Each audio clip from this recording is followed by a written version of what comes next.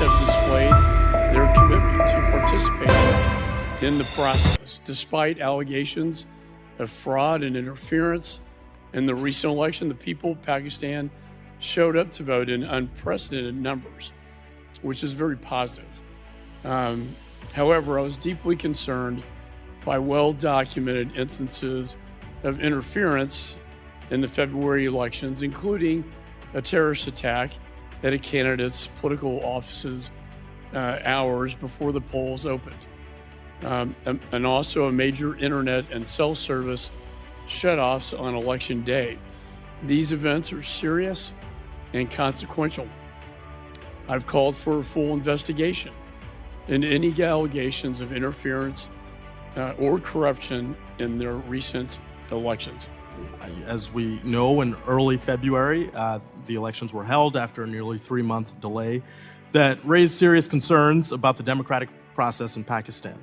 I also know that the State Department joined other international election observers in expressing concern that the election included undue restrictions on freedoms of expression, association, and assembly. I hope that we can, after this hearing, continue the work of making sure that we actually fully investigate the election and that we actually make sure people are let out of jail that were put in there that unfairly, because democracy in Pakistan, of course, will serve the people of Pakistan, but it is so clearly in the United States' interest.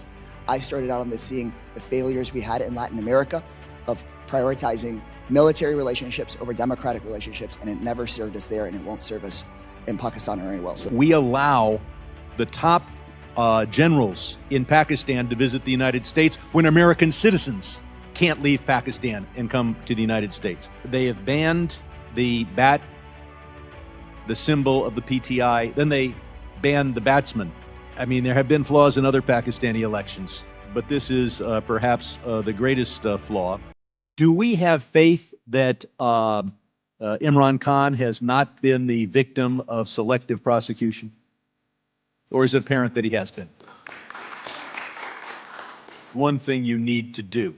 The American ambassador needs to visit Imran Khan in prison and make sure that he lives to tell the tale of how he was wrongfully imprisoned through selective prosecution. I yield back. Do you believe that the recent election was free and fair? Sir, we have never used the term free and fair in the characterization of this election. To what level, then, would you say interference happened? Sir, we have expressed, and I've said this multiple times today, serious concerns about the pre-election environment, violence that occurred, terrorism and political violence. We have expressed concern about the failure to register individual candidates and political parties, the mass arrests of those in opposition, the shutdown of internet, and the censorship and pressure placed on journalists. We have substantial leverage in Pakistan in two ways. First, the IMF, where we have a loud voice and we should use it more often. And second, we could deny visas to high-ranking Pakistani officials. We need to focus on human rights in Pakistan.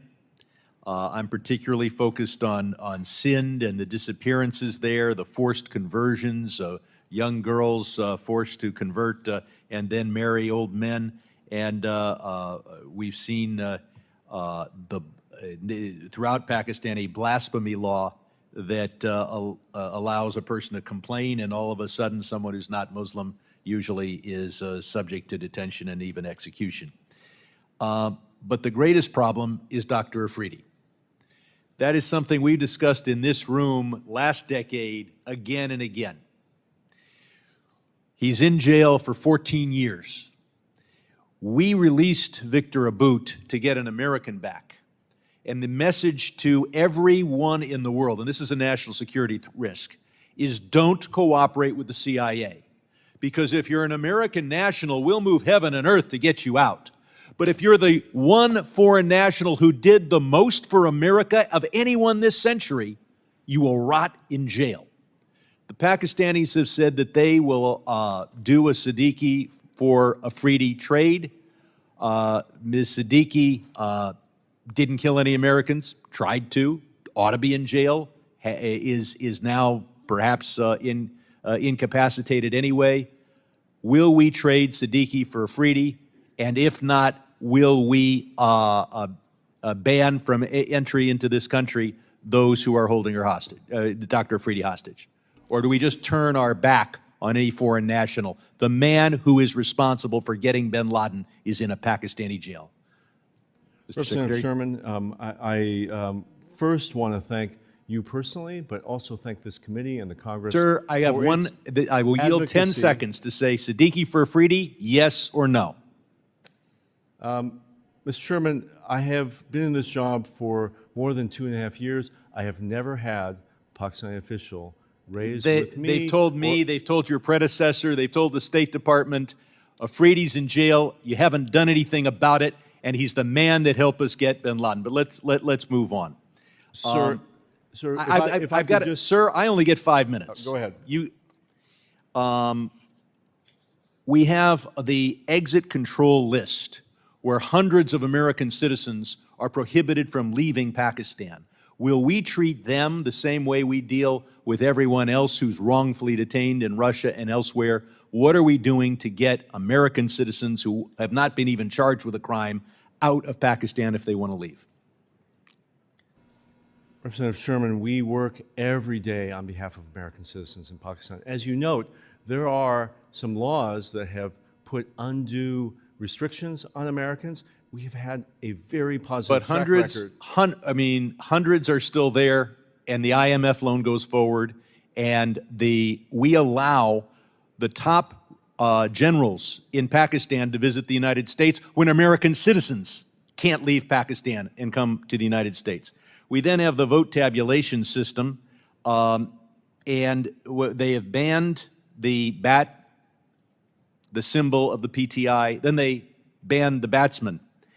And this is, I mean, there have been flaws in other Pakistani elections, but this is perhaps the greatest flaw. And we're told, and the Pakistani ambassadors told me, well, this is just the ordinary working of the Pakistani judicial system. That's the same judicial system that has Dr. Afridi in jail for 14 years for getting bin Laden. Do we have faith that Imran Khan has not been the victim of selective prosecution? Or is it apparent that he has been? Sir, following the rioting on May 9th, the day Imran Khan was arrested, the United States government has raised our concerns about the mass detention of members of the opposition, to include the PTI. We have raised concerns about the use of military courts. If I can interrupt, there's one thing you need to do. The American ambassador needs to visit Imran Khan in prison and make sure that he lives to tell the tale of how he was wrongfully imprisoned through selective prosecution. I yield back. Thank you, Chair, and thanks also to the ranking member for having me here today. Mr. Liu, I'm sure you're aware, I led a letter alongside 30 of my colleagues here in Congress to the State Department as well as to the President. You've got it right there, talking about credible allegations of election rigging in the Pakistani elections. And we urged that the administration withhold recognition of the new government in Pakistan until a credible and transparent investigation on election interference had been conducted. I know that the U.S. Embassy congratulated Mr. Sharif, quote, on his assumption of the office of Prime Minister, but I haven't seen a statement yet from the State Department itself. So just so we're clear at this point, yes or no, has the U.S. officially recognized the new government in Pakistan? Representative Kesar, I would like to answer with yes or no. The actual answer is a little more complicated, if you'll allow me. The government of the United States, we don't actually go around recognizing or withholding recognition of new governments. That's not something we do anywhere around the world. What we do is we decide whether we're going to engage with a government. And so, yes, you have seen actions by our ambassador, our embassy. We are, in every interaction with this government, stressing the importance of accountability for election irregularities, sir. Can I just also add, your letter is incredibly important. It's important that the Pakistani people, the Pakistani government hear not only from the administration, but from members of Congress, and having so many of them speak together has real influence. The administration largely agrees with your recommendations. We have done many of the things that you have proposed. We have said publicly and privately that we want to see transparent and credible investigation of election irregularities.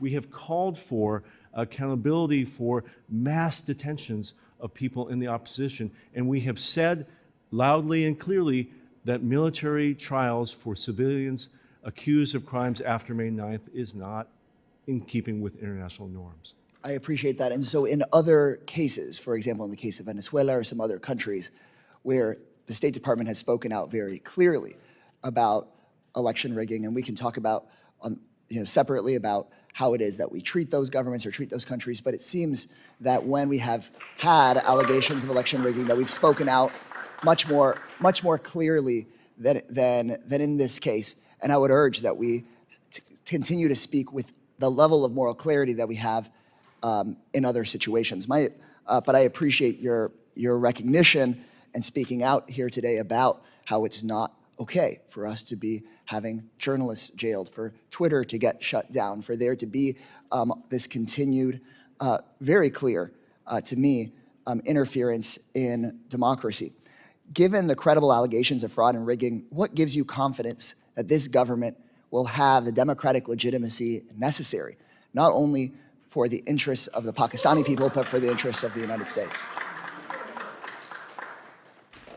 Sir, the political and economic stability of Pakistan is important for the United States. It is important that the Pakistani people... And I'm short on time. Is it your sense right now that there is going to be that democratic legitimacy, or do we have real concerns? I'm sorry, I have one more question for you, so just give me your... Sir, I think that's up to the process ongoing now in the Electoral Commission of Pakistan. One more question. Most security assistance to Pakistan has been suspended since 2018. Recently, the Pakistani ambassador said that Pakistan's awaiting a decision from the U.S. on increasing military sales and financing. Yes or no, are there ongoing conversations about increasing military assistance to Pakistan? No ongoing conversation about large-scale increases, no. That's good to hear. Given that the U.S. has already sent hundreds of millions of dollars in aid, are there any steps the State Department is taking to ensure that the aid we send is not used for any of these abuses that you've identified? Sir, absolutely. There is very close monitoring of where our military assistance goes around the world, including to Pakistan. For example, the F-16s sold to Pakistan over 40 years ago have active U.S. technical security teams monitoring their use every day. Thank you for that. Has the U.S. identified any units of military or security forces that would not be eligible for aid? Yes. We have identified those. Thank you for your clear answers. Thank you for being here through this hearing, and I hope that we can, after this hearing, continue the work of making sure that we actually fully investigate the election and that we actually make sure people are let out of jail that were put in there unfairly, because democracy in Pakistan, of course, will serve the people of Pakistan, but it is so clearly in the United States' interest. I started out on this seeing the failures we had in Latin America of prioritizing military relationships over democratic relationships, and it never served us there, and it won't serve us in Pakistan very well. So thank you so much, Mr. Lee. Thank you, sir.